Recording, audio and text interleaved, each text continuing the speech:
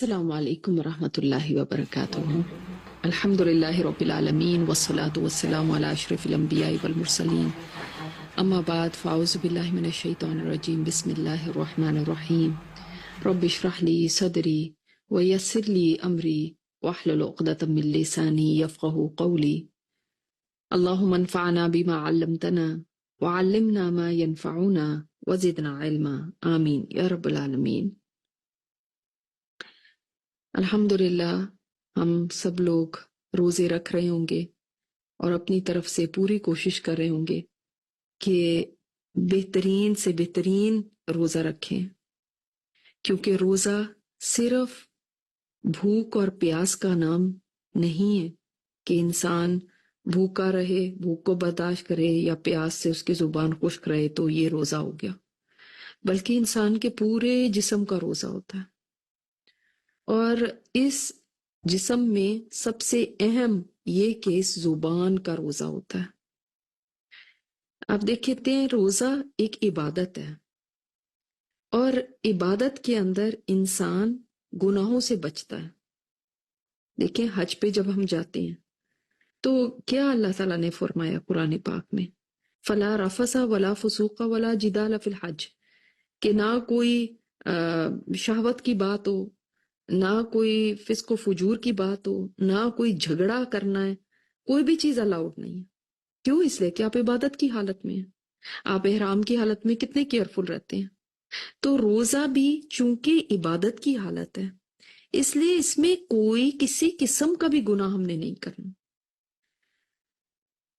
لہٰذا ہم اپنے آپ کو گناہوں کی جگہوں سے بچائیں، گناہوں کے موقع سے بچائیں، ایسے چیز میں پڑھنے سے بچائیں جس میں ہمیں یہ ذرا بھی اندیشہ ہو کہ اس میں ہم سے کوئی گناہ ہو سکتا ہے، جیسے کہ ایسی مجلسیں جہاں پر فحش گوئی ہو، غیبت ہو، گالم گلوچ ہو، یا شیخیاں ماری جائیں، اپنی بڑائیاں بیان کی جائیں۔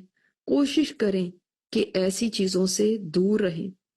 اسی طرح ایسی فون کالز، آپ کو پتا ہے کہ فلاں بندی کے ساتھ جب بھی میں بات کرتی ہوں تو کوئی نہ کوئی غیبت ہی ہوتی ہے، تو ان سے بات کرنے کا اوائڈ کریں۔ اب تو وائس میسیجز ہو جاتے ہیں، تو آپ نے کسی سے بات کرنی بھی ہے تو اس کو وائس میسیج چھوڑ دیں، کوئی ضروری بات بھی ہے۔ ضروری نہیں کہ ہم دوسرے کو کال کر کے گھنٹہ گھنٹہ بات کرتے رہیں اور اس میں وقت کا پھر پتہ بھی نہیں چلتا۔ اسی طرح کسی بھی ایسی جگہ پر جانے سے پرہیز کریں جہاں پہ آپ کو پتہ ہے کہ میری نظروں کی حفاظت نہیں رہے گی، میری نظریں وہاں پر ادھر ادھر ہو سکتی ہیں، کوئی آگے بے حیائی کی چیزیں ہوتی ہیں، کوئی کچھ ہوتی ہے، تو میری نظر شاید اس طرح سے میری حفاظت میں نہ رہ سکے، تو ایسی جگہوں پہ جانے سے بھی پرہیز کیجیے۔ اسی طرح ایسی چیزیں سننے سے پرہیز کیجیے جو گناہ کی ہیں، کوئی میوزک ہے یا کوئی اور کوئی کسی کی بات چیت کرتا ہے تو وہ سب سننے سے بھی پرہیز کریں۔ اس کے لیے بہتر تو یہ کہ ہم کم سے کم ملنا جلنا رکھیں اس مہینے میں۔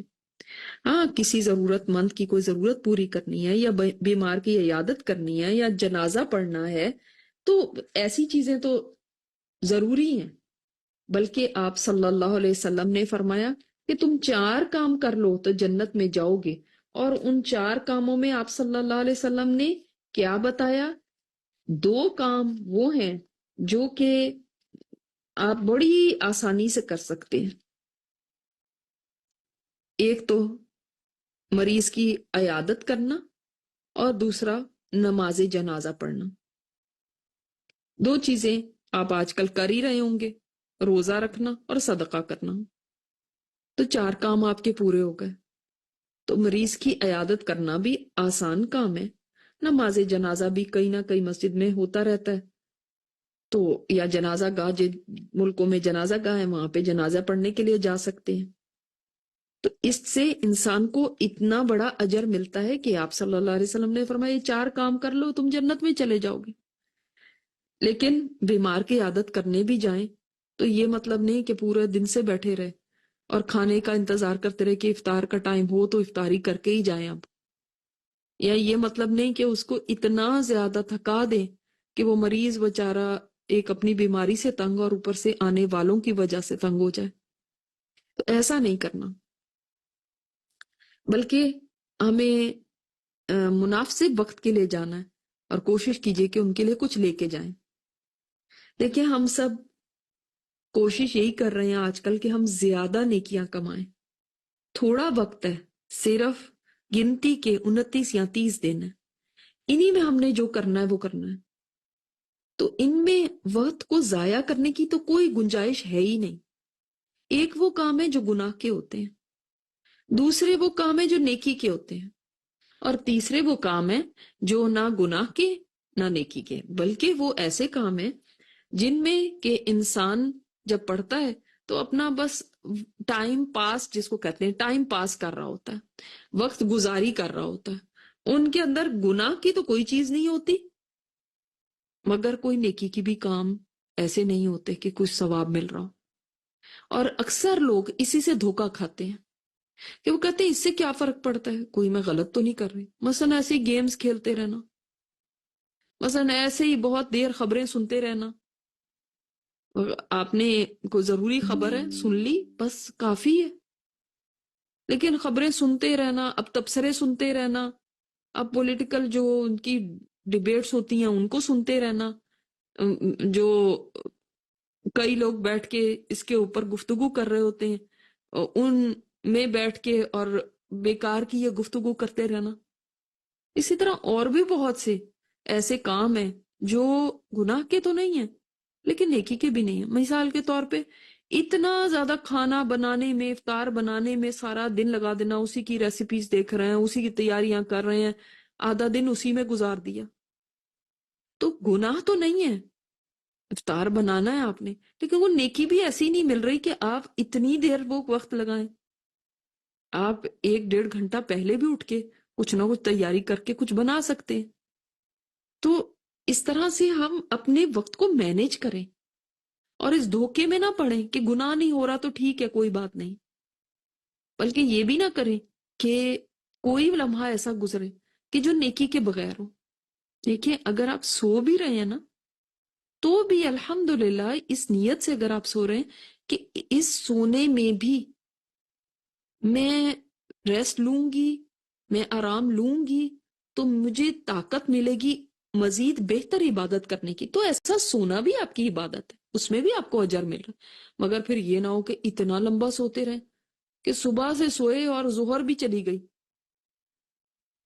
تو اپنی اس ٹائم کو بہت ہی وائزلی ہم نے بہت سوچ سمجھ کے ہم نے گزارنا ہے، سمجھداری کے ساتھ گزارنا ہے، اور ایک ایک اپنے لمحے کی حفاظت کرنی ہے.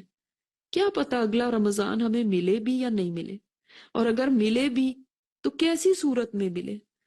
میں کچھ لوگوں کو جانتی ہوں جنہوں نے پچھلے رمضان میں روزے بھی رکھے اور عبادتیں بھی کی، لیکن اس رمضان میں وہ اس قدر بیمار ہیں کہ وہ روزہ نہیں رکھ سکتے.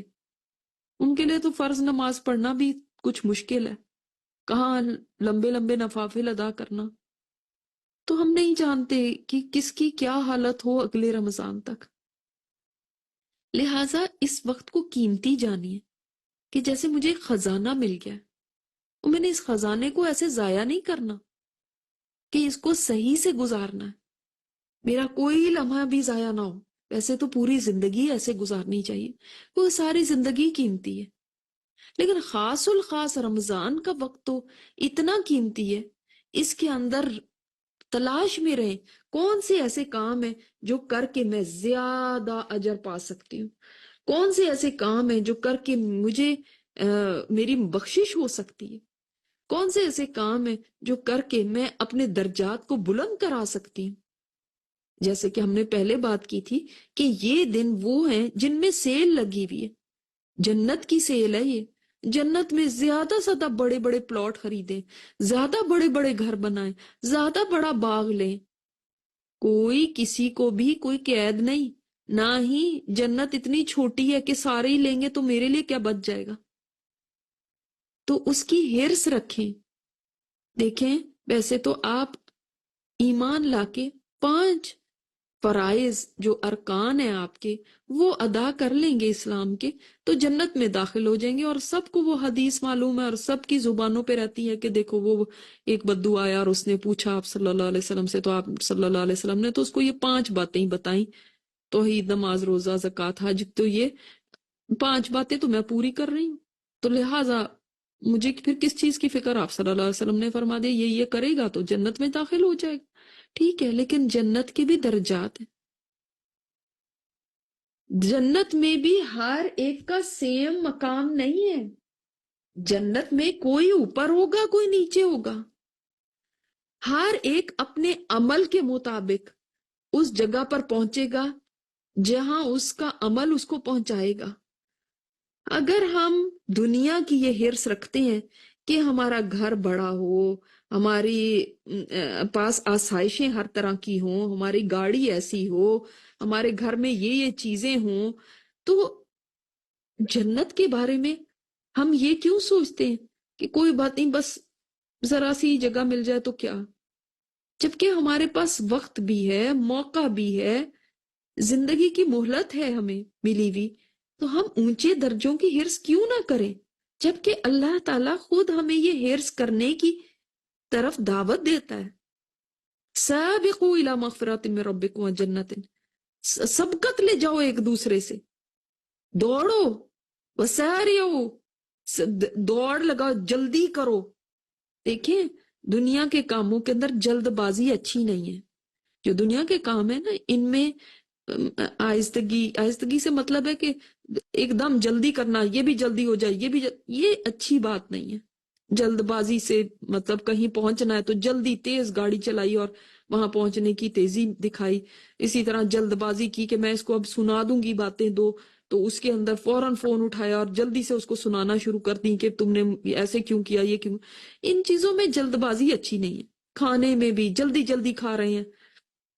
تو دنیا کی چیزوں کے اندر آہستگی اچھی ہے کہ آپ آرام سے کام کریں، صبر تحمل کے ساتھ کام کریں. یہ عادت اللہ تعالیٰ کو بہت پسند ہے. لیکن آپ صلی اللہ علیہ وسلم نے فرمایا کہ آخرت کے معاملے میں جلدی پسندیدہ ہے، کہ جلد بازی کہ انسان آخرت کے کاموں کو ڈیلے نہ کرے، ان میں جلد بازی کرے، ان کے اندر جلدی کرے، یعنی ان کو کرنے کی حرص رکھے. یہ نہ ٹالے کہ میں کل کر لوں گی، پرسوں کر لوں گی، اچھا ہو ہی جائے گا. نہیں، ان میں جلدی کرنا پسندیدہ ہے. کسی کام کو بھی لٹکا کے نہ رکھے. کوئی بھی آپ نے نیکی کا کام کرنا ہے اس کو کرنے میں آگے بڑھیں، جلدی کریں. آپ دیکھیں وسارعوا بھی آتا ہے اور سابقوا بھی آتا ہے. سارعوا جلدی کرو، اور سابقوا جب آپ جلدی کر رہے ہیں تو اس میں بھی دوسروں سے سبقت لے جانے کی کوشش کریں کہ میں اس سے بھی آگے چلی جاؤں، اس سے بھی آگے، مقابلے کریں نیکی کے. اور دیکھیں آخرت میں اللہ تعالیٰ نے فرمایا جنت میں نا وَلِكُلٍّ دَرَجَاتٌ مِّمَّا عَمِلُوا وَمَا رَبُّكَ بِغَافِلٍ عَمَّا يَعْمَلُونَ. آخرت میں ہر ایک کے لیے ویسا ہی درجہ ہے جیسا اس نے عمل کیا. اللہ تعالیٰ غافل نہیں ہے تمہارے عمل سے. آخرت میں ایسے نہیں کہ سب کو ایک ہی جنت مل جانی ہے، سب کی جنت مختلف ہوگی ڈیپینڈنگ آن کہ اس کا عمل کتنا ہے. تو کیا ہم نہیں چاہتے اگر دنیا کے معاملے میں سب سے اچھا چاہتے ہیں جو کہ 60 70 80 سال کی زندگی زیادہ سادہ ہوگی، 90 سال کی مل جائے گی، وہ بھی بڑھاپا تو کسی کام کا نہیں ہوتا، وہ تو بالکل نکمی عمر ہو جاتی ہے، انسان اس میں کچھ بھی انجوائے نہیں کر سکتا. تو اگر ہم اتنی سی زندگی کے لیے بھی اتنی محنت، اتنی کوشش، اتنی بھاگ دوڑ کرتے ہیں تو ہمیشہ کی زندگی، جو ہمیشہ کی جوانی، ہمیشہ کی ہمت، ہمیشہ کی جنت ہے، اس کے لیے کیا نہیں چاہیں گے کہ وہاں پر بلند درجے مجھے ملیں، بلند درجوں کی حرص رکھیں اور بلند درجوں کے لیے کام کریں، کام پہ کمپرومائز نہ کریں. دنیا میں تو اگر آج کم ملا ہے نا تو ہو سکتا ہے محنت کرنے سے، آگے بڑھنے سے، کسی کو 4 پیسے اور کما لے، کچھ اور اس کا حاصل ہو جائے، پھر تھوڑا اور وہ کچھ حاصل کر لے، تعیشات، لگژریز. لیکن آخرت میں جو ایک مقام مل گیا جنت میں وہی رہے گا ہمیشہ تک کے لیے، پھر چینج نہیں کر سکتے آپ کہ تھوڑی اور محنت کر لوں تو چلو میں ذرا اوپر کے درجے لے لوں، اب نہیں، اب وہ ٹائم اوور ہو گیا۔ لہٰذا جنت کے لیے اعلیٰ درجات کا حرص رکھیں، اعلیٰ درجات کے لیے کوشش کریں، اس کے لیے محنت کریں، اپنے آپ کو کھپائیں، اپنے آپ کو تھکائیں، کیونکہ اس مہینے میں اللہ تعالیٰ مومنوں کا ذوق اور شوق دیکھتا ہے، ان کی بھاگ دوڑ دیکھتا ہے۔ دیکھیے ہماری سچ بات ہے، بھاگ دوڑ ہی ہے، اور کیا ہے یہ؟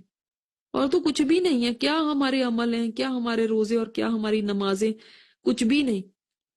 اللہ تعالیٰ دیکھتا ہے کہ میرا بندہ کتنے شوق کے ساتھ مجھے راضی کرنے کی کوشش کر رہا ہے، بخشش چاہنے کی کوشش کر رہا ہے کہ اس کی بخشش ہو جائے، کتنا بھاگ دوڑ کر رہا ہے جنت کو حاصل کرنے کے لیے۔ اللہ تعالیٰ کو یہ اچھا لگتا ہے۔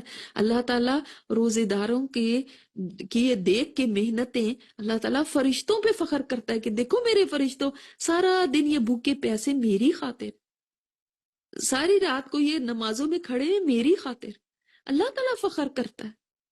تو ہم اپنی دکھائیں نیکی، اور جب نیکی کر رہے ہوں، دیکھیں آپ کو کوئی دیکھ رہا ہو نا تو آپ زیادہ عمل اچھا کرنا شروع ہوتے ہیں۔ ہائی فلاں دیکھ رہا ہے، کیسا کہے گا کہ میں نے مثلاً قرآن پڑھنا ہے، اب ساری کلاس کے سامنے آپ کو کہہ دیا جائے کہ آپ قرآن پڑھ کے بتائیں، تو یقیناً آپ زیادہ بہت اچھا پڑھ کے دکھانے کی کوشش کریں گے، اتنے سارے لوگ سن رہے ہیں۔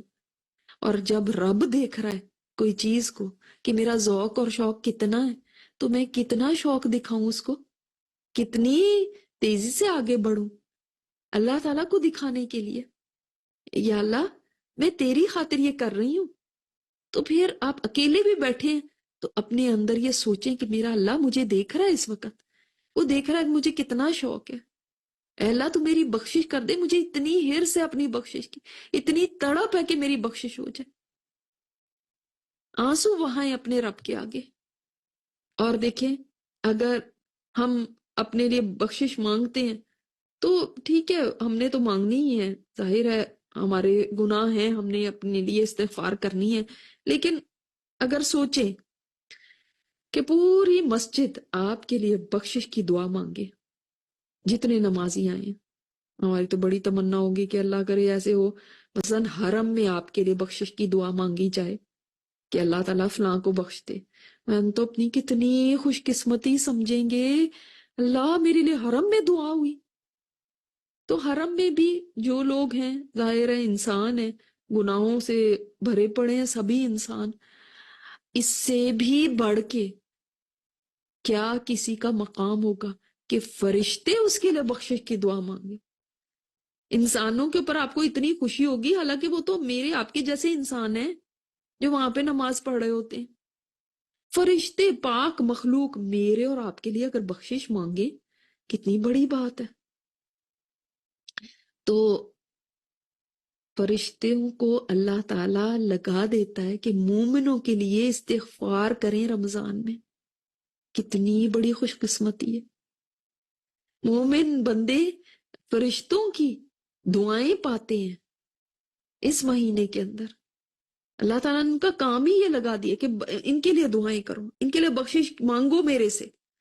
اور بھی آپ دیکھیں کہ آپ چاہتے ہیں کہ فرشتے ایک دفعہ نہیں، دو دفعہ نہیں، صبح سے شام تک میرے لیے بخشش مانگے اللہ تعالیٰ سے، اور ایک فرشتہ نہ مانگے، میرا دل کرتا ہے بہت سارے فرشتے مانگے۔ تو یہ بھی ممکن ہے، جی ہاں۔ آپ صلی اللہ علیہ وسلم نے فرمایا جو کسی بیمار کی تیمارداری کرے، یعنی اس کی عیادت کے لیے جائے صبح کو، تو شام تک 70,000 فرشتے اس کے لیے استغفار کرتے ہیں، اور اگر شام کو جائے تو صبح تک 70,000 فرشتے اس کے لیے دعائیں کرتے ہیں۔ تو سبحان اللہ، کتنے آسان ہو گیا فرشتوں کی دعائیں لینا بھی۔ اسی طرح جب آپ مصلی پہ بیٹھے ہوتے ہیں، نماز آپ نے ختم کر لی، لیکن آپ فوراً اٹھ کے جان نماز لپیٹ کے بھاگتے نہیں ہیں، بلکہ بیٹھے میں آپ ذکر اذکار کر رہے ہیں۔ جتنی دیر آپ بیٹھے رہیں گے، جب تک آپ کا وضو قائم رہتا ہے، اس وقت تک آپ کو فرشتوں کی دعائیں ملتی رہتی ہیں، فرشتے دعائیں کرتے ہیں۔ سبحان اللہ۔ تو پھر ہم مصلی سے فوراً نہ اٹھا کریں، زیادہ وقت گزاریں وہاں پر کہ ہم آرام سے اذکار کریں وہاں پہ تلاوت کریں، جیسے ہم صبح میں کوشش کر رہے ہوں گے. میں نے آپ کو بتایا تھا ضحیٰ کی نماز کتنی آپ کو اجر لا کے دیتی ہے کہ آپ کے 360 جوڑوں کا بھی صدقہ ہو جاتا ہے، اور آپ کے لیے ایک حج اور عمرے کے برابر بھی ثواب ملتا ہے اگر آپ یہ نماز، جس کو اشراق کی کہتے ہیں، یعنی آپ فجر سے بیٹھے اور آپ اٹھے نہیں، آپ نے فجر کی نماز بھی لمبی کر کے پڑھی، کیونکہ آپ صلی اللہ علیہ وسلم جو فجر کے فرض پڑھتے تھے تو ان فرضوں میں لمبی قرات کیا کرتے تھے. ٹھیک ہے، تو لمبی یہ تلاوت آپ نے کرنی ہے، لیکن جن کو حفظ ہوگا ظاہر ہے وہی کر سکتے ہیں لمبی قرات. جن کو نہیں بھی حفظ ہے تو آپ کو یہ ساری چھوٹی چھوٹی صورتیں تو آتی ہوں گی نا. مثال کے طور پہ آپ کو سورہ فلق، ناس، سورہ اخلاص، کافرون، سورہ نصر مثلا، یہ چھوٹی چھوٹی صورتیں تو آتی ہوں گی. تو جتنی بھی آپ کو چھوٹی صورتیں آتی ہیں ساری پڑھ لیں، ساری آپ پڑھ سکتے ہیں تاکہ آپ کی رکعت لمبی ہو جائے. ٹھیک ہے، اس نیت کے ساتھ. اور جن کو لمبی لمبی صورتیں بھی آتی ہیں تو وہ اس طرح سے پڑھ لیں. 30واں سپارہ جن کو حفظ ہے وہ اس کو سٹارٹ کر لیں، لیکن فجر کی فرض ان کو لمبا کیجئے. سنت کی بات نہیں، فرض کی بات، اس کو جتنا لمبا آپ کر سکتے ہیں. اور اس کے بعد آپ صلی اللہ علیہ وسلم ایسے کرتے تھے کہ جب نماز شروع کرتے تھے اندھیرا ہوتا تھا، اور نماز ختم کرتے تھے تھوڑی تھوڑی تھوڑی تھوڑی روشنی شروع ہو جاتی تھی. تو ہم نے کبھی کبھی دیکھا ہوگا کہ آپ جب فجر پہ بیٹھتے ہیں تو اس کے بعد پہلے ایک دم سے لائٹ نہیں ہوتی، ہلکی ہلکی روشنی شروع ہو جاتی، تو اتنی لمبی نماز پڑھتے تھے. تو چلیں اتنی بھی نہ صحیح، جتنی بھی آپ پڑھ سکتے ہیں اتنی پڑھیں، اور اس کے بعد پھر آپ یہ ذکر اذکار اور آپ قرآن پاک کی تلاوت، اور پھر آپ بیٹھے رہیں وہیں پہ، اور پھر آپ اشراق پڑھ کے اٹھیں گے تو حج اور عمرے کا ثواب مل گیا آپ کو، جیسے میں نے آپ کو بتایا تھا. اگر آپ اتنا نہیں کر سکتے، دیکھیں ہر ایک کی سکت اور ہمت الگ الگ ہے.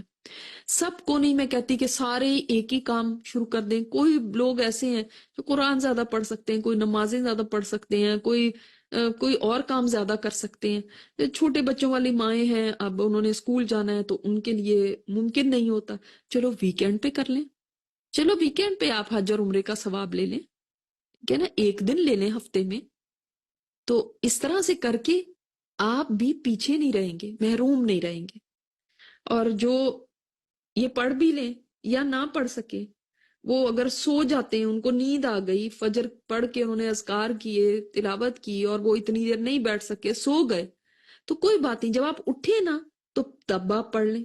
2 بھی پڑھ سکتے ہیں، 4 بھی، 6 بھی، اور 8 بھی. ٹھیک ہے. اب کیا یہ ثواب نہیں ہوگا، حج اور عمرے والا ثواب نہیں ہوگا، لیکن یہ صلاۃ الاوابین کہلاتی ہے. صلاۃ الاوابین مغرب کے بعد نہیں ہوتی، یہ ہوتی ہے صلاۃ الاوابین. اوابین کا مطلب، اواب کون ہوتا ہے؟ جو بار بار اللہ کی طرف رجوع کرنے والا. تو آپ اواب بن سکتے ہیں. یہ اوابین کی نماز ہے، جو اللہ کی طرف رجوع کرتے ہیں، بار بار آتے ہیں. فجر پڑھ کے اس کے بعد ظہر تک یعنی ایسے نہیں رہتے کہ بغیر نماز کے، اس وقت پھر وہ نماز پڑھتے ہیں جس کو صلاۃ ضحیٰ یا صلاۃ الاوابین کہتے ہیں. تو اللہ تعالیٰ کے ہاں اواب کہلا سکتے ہیں آپ.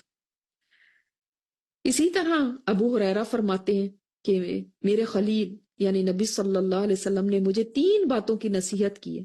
پہلی بات کہ ہر مہینے 3 دن کے روزے رکھوں. تو ایام بیت کے روزے رکھ سکتے ہیں، 13، 14 اور 15، جب رمضان ختم ہو جائے. دوسری بات، 2 رکعت ضحیٰ کی نماز پڑھا کروں، یعنی جب سورج بلند ہو جائے، اشراق نہیں، ضحیٰ یعنی جس کو کہیں گے 9-10 بجے کا ٹائم. تو ضحیٰ کے نفل 2 پڑھ لوں، کیونکہ وہ زیادہ مشکل نہیں ہے، لیکن وہ ٹائم بھی جو ایسا ہوتا ہے کہ بڑا مصروفیت کا وقت ہوتا ہے. گھر والیاں گھر سمیٹ رہی ہوتی ہیں، صفائیاں یہ وہ، اور بچے کہیں اسکول میں ہوتے ہیں، لوگ کہیں آفیسز میں ہوتے ہیں. ہر کوئی نہیں پڑھ سکتا، لیکن جو پڑھ سکتا ہے وہ اس کو ضرور اہتمام کرے. خاص طور پہ جو گھروں میں رہنے والی خواتین ہیں وہ ضرور پڑھ سکتی ہیں ضحیٰ کے یہ 2 رکعت. دیکھیں ایک بات یاد رکھیے، آپ صلی اللہ علیہ وسلم نا جو اوقات یا جو جگہیں ایسی ہیں جہاں پر لوگ اللہ تعالیٰ کا ذکر نہیں کرتے اور غافل رہتے، ان میں اللہ کا ذکر کا بڑا اہتمام کرتے تھے. مثال کے طور پہ بازاروں میں لوگ غافل رہتے ہیں نا، اس کی بھی میں آپ کو ذکر بتاؤں گی کہ آپ کیسے لاکھ نیکیاں کما سکتے ہیں بازار میں وہ ذکر کر کے. اور اسی طرح شعبان کے مہینے کو فرمایا کہ لوگ اس میں غافل رہتے ہیں، تو آپ صلی اللہ علیہ وسلم نے خاص طور پہ اس کے اندر روزے رکھے.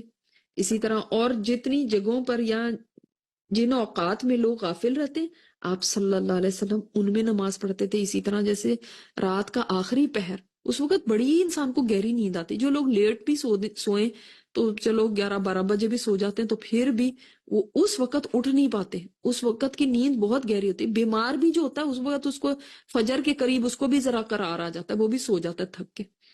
تو اس وقت آپ صلی اللہ علیہ وسلم اٹھ کے نماز پڑھتے تھے.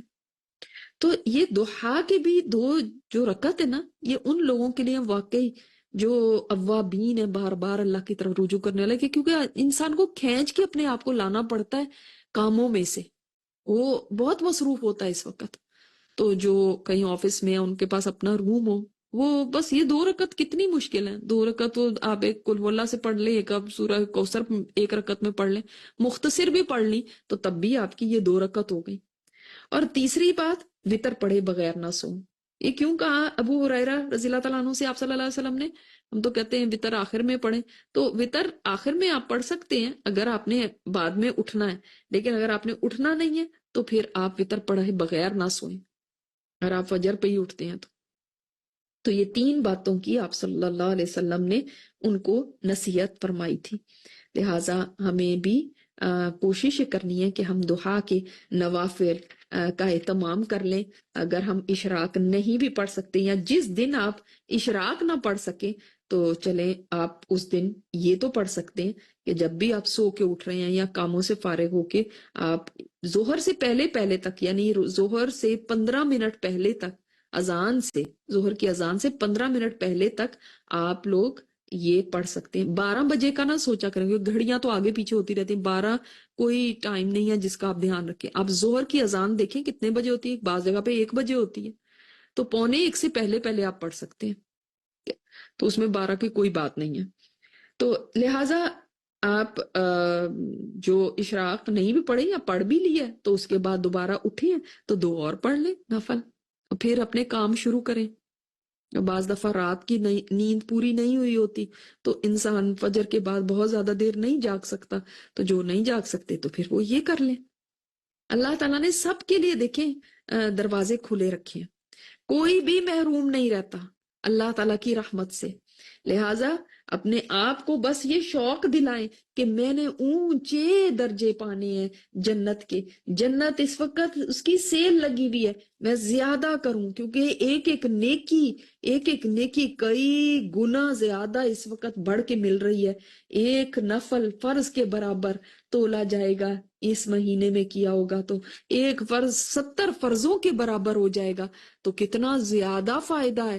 لہٰذا اس مہینے میں جو مہینہ اللہ تعالیٰ نے فرشتوں کو بھی جس میں لگا دیا کہ بندوں کے لیے استغفار مانگے، تو میرے تو خوشی کا کوئی عالم ہی نہیں ہونا چاہیے. اتنی خوشی مجھے ہونی چاہیے کہ مجھے یہ مہینہ مل گیا، اب میں اس میں اور تیز دوڑ لگاؤں. میرے گناہ تو جھڑتے جا رہے ہیں، فرشتے بھی میرے لیے دعائیں کر رہے ہیں، اور میں یہ کام کر کے نیکی کے جو بہت ہی آسان ہے، بہت ہی آسان اور بہت بہت بڑے بڑے درجے لے سکتی ہوں. تو اس جذبے کے ساتھ آگے بڑھیے. آج کا جو ذکر میں نے آپ کو پہلے ہی بتایا ہوا ہے کہ جمعے کے دن ہم ذکر جو کرتے ہیں وہ کیا ہے؟ درود شریف. کیونکہ آپ صلی اللہ علیہ وسلم نے اس کی تلقین فرمائی ہے اور اس کے بڑے ہی فوائد ہیں.